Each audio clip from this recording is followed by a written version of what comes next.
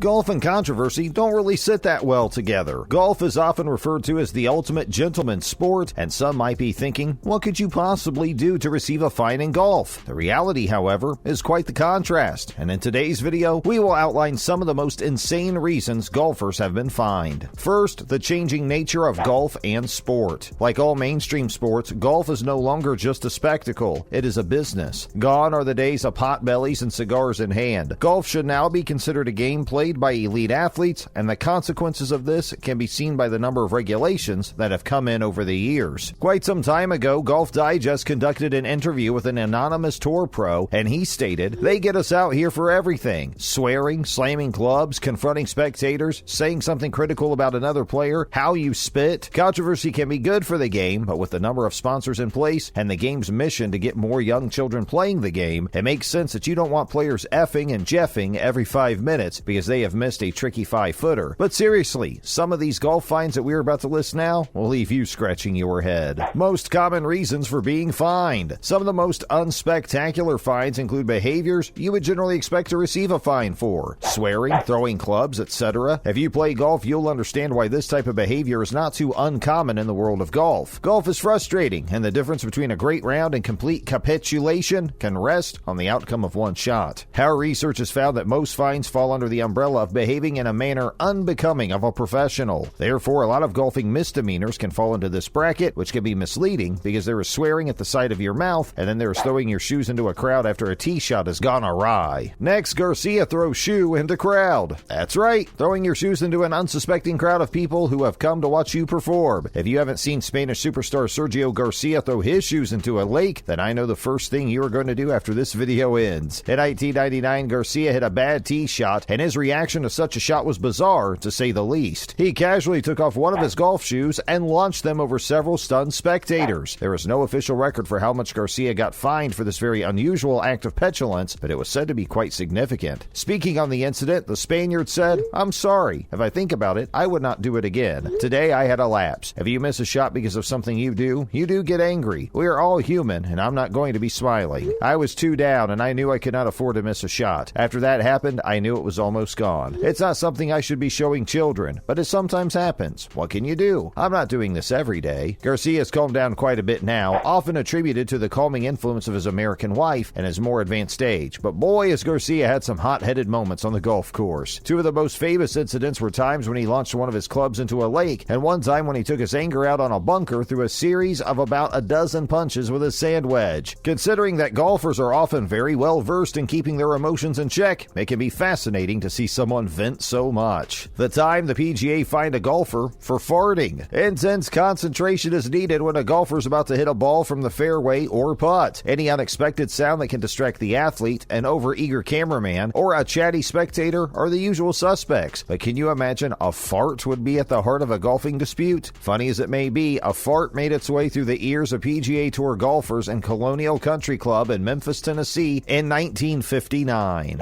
Tommy Bolt, also known as Terrible Tommy or Thunderbolt, is popular for being a great player with a terrible temper. A lot of people, including PGA Tour pro Bob Rosberg, thought that it was a rude thing to do and players should avoid such behavior during tournaments. After all, farting when a fellow golfer is about to take a shot is not exactly the behavior of a gentleman. With that in mind, Bolt paid $250 as a fine for behavior unbecoming of a professional athlete. A hefty sum for the time. Please tell us in the comments, if we are following your round of golf, how many fines might you occur over the course of a year? Tommy Bolt returned to the same place the following year and won the tournament, while still tooting his own horn. Only this time there were no antics to speak of, and unfortunately for him, this win was quickly forgotten, while the story of his fart lives on. Up next, Tiger Woods spitting on the green. Everybody in golf should love Tiger Woods and what he has brought to the game, but he hasn't always endeared himself to the golfing public. One of the most unsavory moments of his career came when he was fined for spitting on the 12th green at the Emirates Golf Club in Dubai in 2011. Some would argue that the severity of this story was blown out of proportion because of the status of Tiger, but when you consider the importance given to not standing on someone's lie on the putting green, it's pretty hard to make a good case for him. This all came about when he was trying to recover his image somewhat, and only a week prior to this, vowed to give more respect to the game of golf. Some golfers like Dustin Johnson, and it might surprise you, Sergio Garcia, have come under fire for spitting in the past, but their incidents did not occur on the putting green, so this could explain the increased outrage from the golfing public at this time. Next, John Daly. It was obvious that we were going to have to dedicate a section of this video to John Daly. This maverick golfer is famed for attempting to give golf a rock and roll image, and let's just say he tried his utmost best to change the game's reputation, for better or worse. Throughout his career, the two-time major winner has been given 5 PGA Tour suspensions and has been fined over $90,000, which, to be fair, is a lot less than we were expecting. Phil Mickelson might have been wrong when it comes to the PGA Tour's generosity to players. The Enigma has been cited 11 times for conduct unbecoming a professional and 21 times for failing to give his best efforts. All of his fines are now a matter of public record and rack up a 456-page file. Next, fined $20,000 for hitting balls over the head of spectators. The biggest fine Daly ever picked up was $20,000 for hitting balls over the heads of spectators in a grandstand during an exhibition clinic in 1999. A far more serious breach of this potentially could have caused great injury and is probably the furthest removed act usually associated with the etiquette of golf. Most of the breaches of conduct we've addressed in this video we can have a good laugh at, but ones that have the potential to cause actual bodily harm should rightly be met with the most substantial fines. Now, I'll break down a video. As I alluded to at the start of the video, golf and controversy are not exactly bedfellows. The general philosophy is no big celebrations, you must wear the correct attire, and anything that goes away from this image of the game is often met with great disdain. But isn't it great sometimes to have someone who breaks the mold and makes you turn on the television and adds a little spice to the game? We often bemoan a lack of characters within the sport, and when you have to play to the standard these guys have to play to in order to win professional tournaments, maybe it shouldn't be a surprise that these types of characters have largely been removed from the game. We certainly don't want a bunch of John Dalys on the PGA Tour, but isn't it good to have one? Let me know what you think in the comments below. Do the golfing authorities fine too frequently, or do you think there should be some more leniency that might allow some golfers to show a little more electric side of their character? The game is about entertainment at the end of the day. Thanks for watching.